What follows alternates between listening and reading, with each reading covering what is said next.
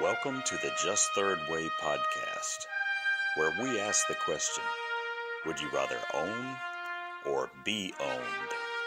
Brought to you by the Center for Economic and Social Justice at cesj.org. Hello, thanks for joining us. This is your host, Dave Hamill.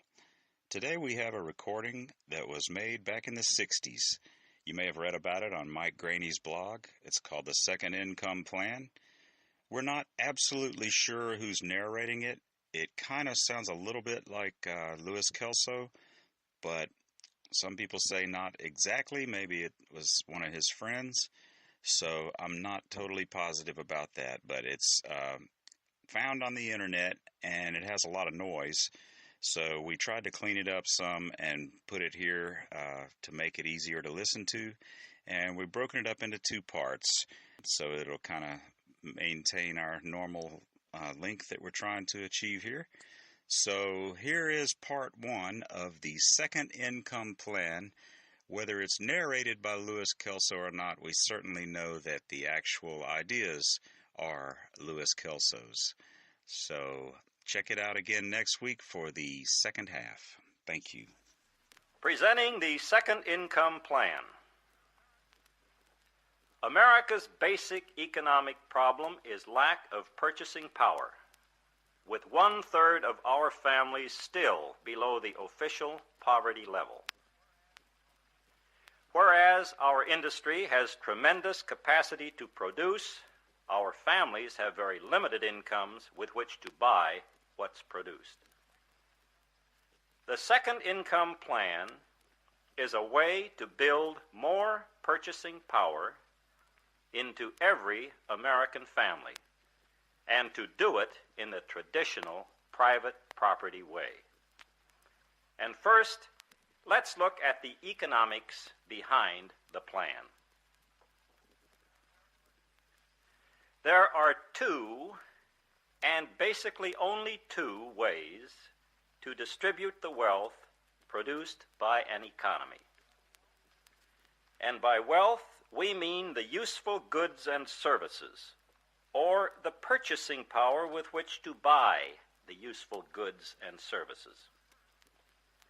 The first is via Route 1, to each according to what he produces, as determined by a reasonably competitive market. The other is via Route 2, to each according to his need, as determined by some higher authority. Now, up until the Great Depression, America tried to follow Route 1, to each according to what he produces. Then, the system broke down, for reasons which we will examine shortly. Instead of correcting the system, as we could have done if we had thought it through, we turned away from Route 1 and we switched to Route 2, to each according to his need. The Second Income Plan is a way to get us back onto Route 1, to each according to what he produces, and at the same time to make sure that everybody has a chance to be more productive. America's domestic problems have always been mostly economic. They still are. Here is the current crop. We have unemployment and automation. We have the war on poverty and job retraining. We have Social Security and Medicare. We have civil rights, largely an economic problem, and equal job opportunities. We have aid to agriculture and aid to education. We have public housing, urban renewal. These all have to do with the same basic problem: income, that is, purchasing power, or the lack of it. And before we tackle this problem of income, or the lack of it, let us first agree on 4 basic facts about our economy.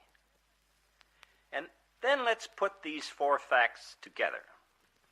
Perhaps we will see why the traditional system broke down and what we should have done and still can do to correct it. Here is the first fact. All of the wealth, that is, the useful goods and services, produced by our economy are produced by these 2 factors. Labor, the human factor, including everybody from the chairman of the board right down to the lowliest janitor. And capital, the non-human factor. And by capital, we mean all of the things external to man which are ownable by man and which are used to produce wealth. Now, in this sweeping definition, we include productive land, buildings, machines, tools, and equipment of all kinds. Both labor and capital, as the 2 factors of production, produce wealth in precisely the same sense.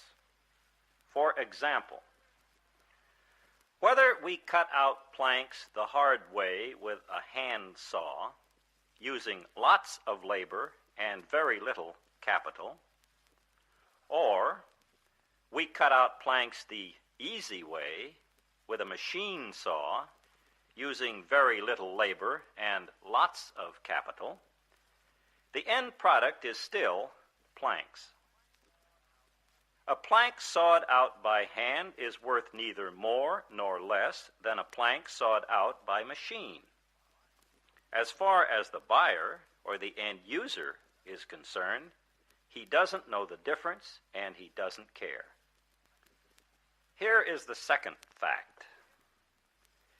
If we distribute the wealth, that is, the purchasing power, in the traditional American way, via Route 1, to each according to what he produces, this private property principle applies whether the wealth is produced by a man's labor, which he owns, or by his capital, that is, his tools, which he also owns, or by a combination of both. For example, if your neighbor owns a hand saw with which he is able to cut out 10 planks a day, and if you own a machine saw with which you can cut out 1,000 planks a day, you are each entitled to what you and your capital, that is, your tools, produce. And despite the fact that you with your machine saw can produce 100 times as much as your neighbor with his hand saw, this private property principle still applies. In other words, if you own it, you should get what it produces. Here's the third fact. Ever since the dawn of civilization, and increasingly since the Industrial Revolution, and overwhelmingly since the advent of automation, capital, the non-human factor of production, has been producing more and more and more of the total wealth, the useful goods and services. For instance, take transport of goods. 100 years ago, we had a man with a horse and wagon. And today, the same man drives a 10-ton truck. Or take construction. 100 years ago, a man with a little hand shovel. And today, the same man controls a huge power shovel. Or take computations. 100 years ago, a man with a scratchy quill pen on a high stool.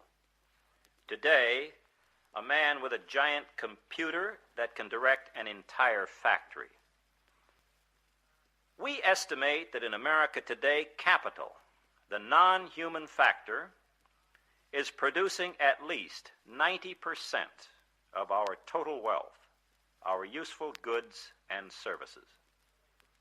This means that labor is probably producing less than 10% of total wealth.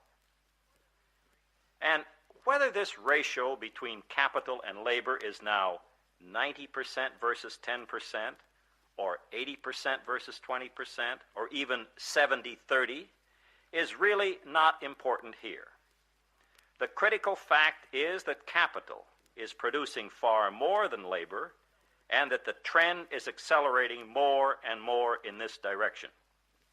Incidentally, in terms of energy used in production, human muscle power is now down to a tiny fraction of 1% of the total. Here is our fourth fact. Whereas ownership of labor, the human factor of production, is by nature equally distributed, in that we each have one head, one body, 2 arms, and 2 legs. Ownership of capital, the non-human factor of production, is not by nature equally distributed. On the contrary, it is incredibly concentrated. 2% of us now owns most of it. 100 years ago, when land was still our most important kind of productive capital, we were a nation of small capitalists. We were 15% urban and 85% rural, mostly small farm owners. Today, when machines and structures have become our most important kind of productive capital, we have become a nation of industrial sharecroppers. We are now about 93% urban and only 7% rural, and most of us are wage earners who own no capital of any kind. When we were a rural nation of small capitalists, we owned not only our own labor power, but we owned productive capital as well. Our land, buildings, tools, and livestock were all forms of capital in that they produced income for us. Today, as a nation of industrial sharecroppers, we still own our own labor power, but we no longer own any capital. Remember, the family car is not capital. It produces no income. The family house is not capital. It produces no income. Most of the nation's capital, the non-human factor of production, is embodied in the physical assets of our corporations, in land, buildings, machines, and equipment of all kinds. It includes every familiar brand name we have ever heard of, names like General Motors, General Electric, General Foods, plus thousands more we never heard of. This is the capital which now produces the roof over our head, the food on our table, the clothes on our back, and the shoes on our feet. This is the capital which we estimate is now producing about 90% of our total wealth, our useful goods and services. Ownership of all this capital is fantastically concentrated. Now, despite the widely quoted fact that 1 out of every 6 adults in the USA owns corporate stock in companies like these, most of them don't own enough to pay them any appreciable income. According to Robert Lampman, in his definitive study done in 1962 for the National Bureau of Economic Research, 80% of all corporate stock is owned by a mere 2.3% of U.S. families, and almost all of the remaining 20% of the stock is owned by an additional 5 to 8% of U.S. families. The other 90% or so of U.S. families own virtually no stock or any other kind of productive capital. Now, these statistics are so staggering they will bear repeating for emphasis. 80% of all corporate stock is owned by a mere 2.3% of U.S. families. And almost all the remaining 20% is owned by an additional 5 to 8% of U.S. families. The other 90% or so own virtually no stock or any other kind of productive capital. This constitutes a monopoly of capital ownership, and thus a monopoly of the power to produce through capital ownership, which is more serious than any combine ever attacked by our antitrust laws. This monopoly is perpetuated by our corporate financing techniques. There was a time, perhaps, when new capital was created out of the savings of millions of little people, but this simply isn't true anymore. Currently, 96% of all new corporate capital is financed in these two ways. One, by directly plowing back current earnings and other internally generated funds, or two, by borrowing through bonds, etc., and then committing future earnings and other internally generated funds to pay off the loan. Neither way does anything to broaden the base of capital ownership. All it does is further concentrate the ownership in the hands of the existing stockholders. This monopoly is further reinforced by our consumer financing techniques.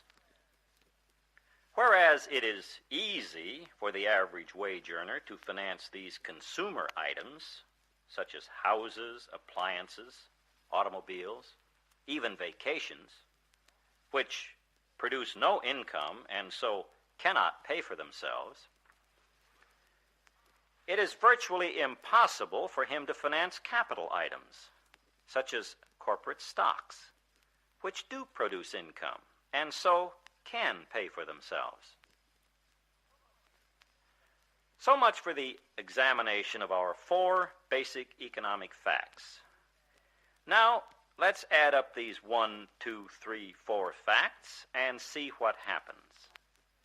First, if there are two factors of production, labor and capital, which produce wealth in the same sense, and second, if we try to respect private property and distribute income in the traditional American way, to each according to what he produces, and third, if capital, not labor, is now producing most of the wealth, and fourth, if all this capital is owned by a mere handful of people, by adding up 1 plus 2 plus 3 plus 4, it therefore follows that most of the wealth will be produced by capital, which is owned by a mere handful of people who, under the principle of private property, will be entitled to most of the income. The rest will starve. The basic problem is maldistribution of the power to produce. Whereas we all own our own labor, very few of us own any capital. And capital is now producing most of the wealth. This problem has plagued every Western nation since the dawn of the Industrial Revolution, when capital began to produce more and more of the total goods and services. This is the problem that a century ago drove Karl Marx to damn private ownership of capital and to advocate state ownership instead. This is the problem that has caused most of the boom-bust cycles. This is the problem that was crying out for a solution in 1932 in the trough of the Great Depression. At that time, there were two solutions to the problem. And here we get back to the two basic ways to distribute the wealth or the income or the purchasing power produced by an economy. We could have solved the problem via Route 1, to each according to what he produces. Or we could have solved it via Route 2, to each according to his need. Now here's how we could have solved it via Route 1, to each according to what he produces. We should have recognized that capital, not labor, was producing most of the wealth, and that with automation would produce even more of it. We should have recognized that capital ownership was highly concentrated when roughly 2% of our families own most of it. We should have realized that to each according to what he produces simply won't work unless everybody has a chance to own some of the thing that's doing most of the producing, namely capital, or the tools of production. Thus, our goal should have been broad ownership of capital, to include virtually every family in America. We should have devised ways and means to make this possible. Then, and only then, could we have upheld this principle of private property, which says, if you own it, you should get what it produces. But we didn't think it through. We persuaded ourselves that human rights are more important than property rights. Forgetting the 8th commandment, thou shalt not steal, the English common law, the Declaration of Independence, the Magna Carta, the Bill of Rights, and the wisdom of such men as Locke, Mill, and Jefferson. These sources teach the same great truth, that property rights are the basis for most human rights. Take away a man's effective right to own property, and you reduce him to serfdom. Take away a man's right to his own labor power, and you reduce him to slavery. So, we didn't solve the problem via Route 1, the private property way. Instead, we turned down Route 2, to each according to his need. Now, labor's need at that time was obvious. What labor needed most was more purchasing power. And it never occurred to us that the way to provide it might be through labor's ownership of some capital. Instead, we tried to provide it through wages and benefits alone. We strengthened labor's position with unemployment insurance, strong unions, coercive bargaining, with strikes, fringe benefits, the closed shop, etc.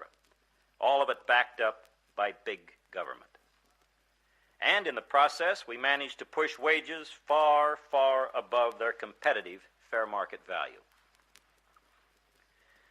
We then levied a double tax on the wealth produced by capital. We took half of it at the corporate level. And then we took half of what was left at the individual capital owner's level. We abandoned this principle of private property, the concept that if you own it, you should get what it produces. We then used big government to redistribute income. We took from the capital owners and we gave to the non-capital owners on the basis of need. And it never dawned on us that if we could broaden the ownership of capital so that everyone could be a capitalist, all this massive redistribution wouldn't even be necessary. Thus, we turned down Route 2 some 30 years ago, and we are still traveling down it today. Here is how we now distribute the wealth or income to the owners of capital and to labor. In terms of actual contribution to the gross national product, we estimate that capital now contributes about 90% while labor contributes no more than 10%. But despite capital's major contribution, capital's share of the income distributed is squeezed down to about 22%.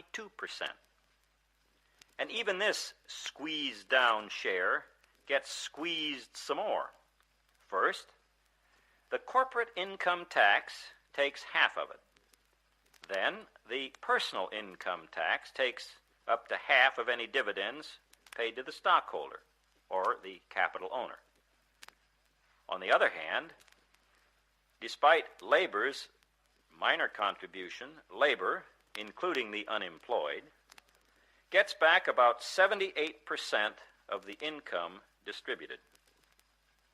Why?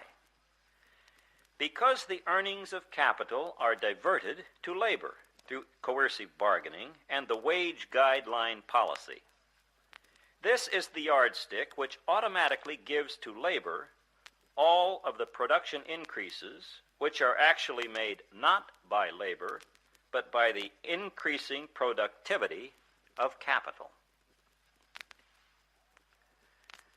All this works out to give labor and the unemployed more than 3/4 of the total income, not on the basis of what labor produces, but on the basis of what labor needs. Thus, we socialize about 3/4 of the wealth produced by capital. Now, after some 30 years of this kind of distribution based on need, how are we doing? Well, we still have chronic unemployment, despite an extra 10 million or so whom we keep busy producing non-economic goods on the military and space payrolls, plus an additional 7 million more on government payrolls, about half of whom are engaged in redistribution, plus another 2.5 million kept on the farms producing surpluses under government subsidies, plus another couple of million kept in make-believe jobs through make work, spread work, feather bedding, and the like. We estimate that if all the phony jobs were wiped out tomorrow, unemployment would be at least as bad as it was in the depths of the Great Depression. And we still have no answer to automation. As we said at the outset, we still have persistent poverty, despite our so-called affluent society. The average annual income for U.S. families ranges from about $13,000 in the top one-fifth down to about $1,300 in the bottom one-fifth. Thus, some 20 million of our families, or 1/3 of the total, are still below the official poverty level. We now have a consumer debt of $264 billion, which is 10 times as big as in 1929 and no end in sight. Incidentally, the installment payments on this whopping bill now absorb 1/5 of all personal income after taxes. We now have a public debt of $355 billion, which is 12 times as big as in 1929 and no end in sight. And even more frightening, we now have a total debt, that is consumer debt plus public debt, which is growing at a rate of 7.2% per year, while our population is growing at only 1.4% per year.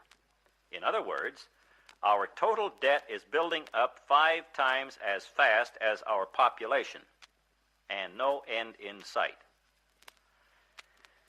We now have big government, which intrudes its tentacles into every corner of our lives, a government several times as big as in 1929 and no end in sight. Those of us who were here in 1932 may recall that we turned down Route 2 because we were persuaded that human rights were more important than property rights.